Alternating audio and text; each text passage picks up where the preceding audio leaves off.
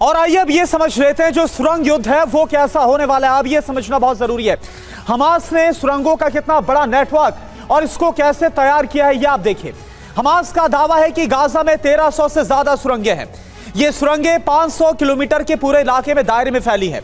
ये गाजा की लंबाई से 10 गुना ज्यादा है।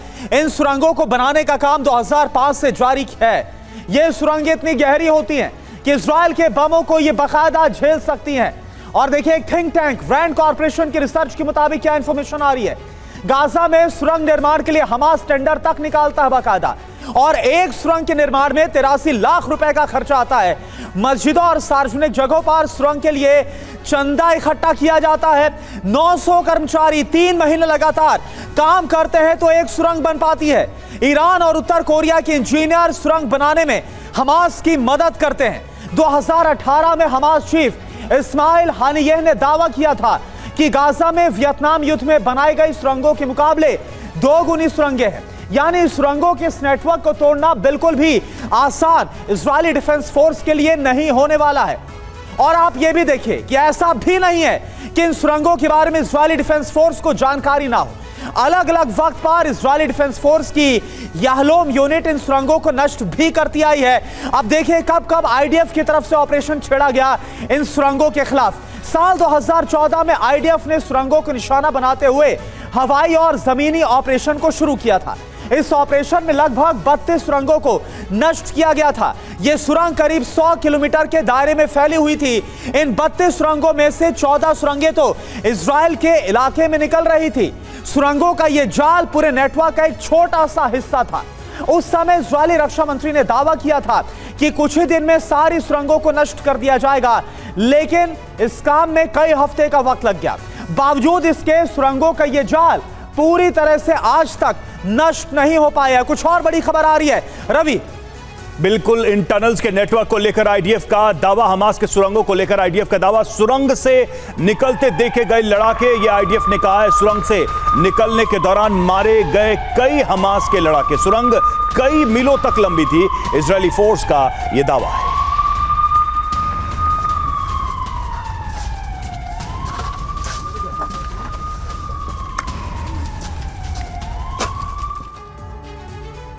और 2021 का एक मैप है जिसे दिखाकर इजराइल ने दावा किया था कि उसने करीब 100 किलोमीटर के क्षेत्र में फैली सुरंगों को एयर स्ट्राइक से तबाह कर दिया।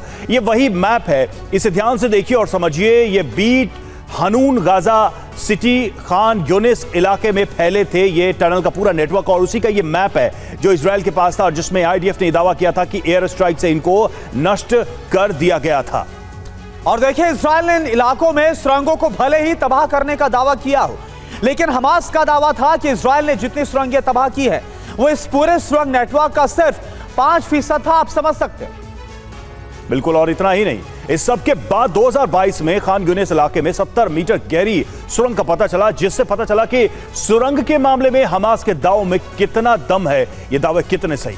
और दावा इस बात का भी किया गया कि इन्हीं सुरंगों के जरिए दूसरे देशों से रॉकेट गाजा तक पहुंचे और फिर उससे रॉकेट हमला किया गया। इजराइल को भी यह पता है कि सुरंग है, लेकिन कितने कहां तक फैली ये नहीं पता। इसलिए ग्राउंड ऑपरेशन के ऐलान के बाद भी वो अभी तक गाजा में घुसने की हिम्मत नहीं कर पाया है।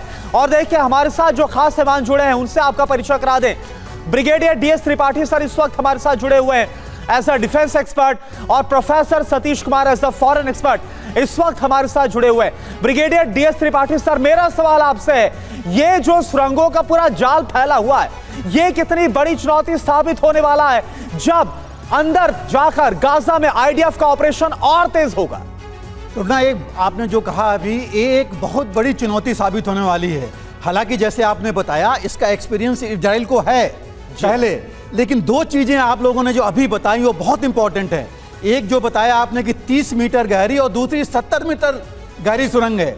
उनका जो है, उनको डिस्ट्रॉय करना, अगर बंकर बस्टिंग एम्युनिशन जो अभी इस्तेमाल कर रहे थे उससे भी फायदा नहीं हो रहा था। दूसरी चीज, कई जगह पर डबल सुरंगें हैं, डबल लेयर है। पहले लेयर पर सुरंग है और फिर नीचे भी है। इन सुरंगों में उनके हेडक्वार्टर्स हैं, आर्म्स एम्युनिशन हैं, इनके लड़ाके वहां पर हैं। और तीसरी चीज जो सबसे ज्यादा मुश्किल है, जिसकी वजह से ऑपरेशन ज्यादा रुक रहा है, वो है कि इसमें बंधक भी हैं।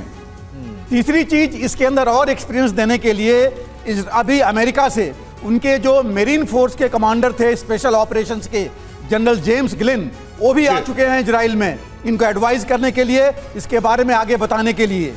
तीसरी चीज, जहां तक ये लड़ाई है, ये जो है बिल्टअप एरिया की, इसमें कंबाइंड आर्म्स लड़ाई होगी।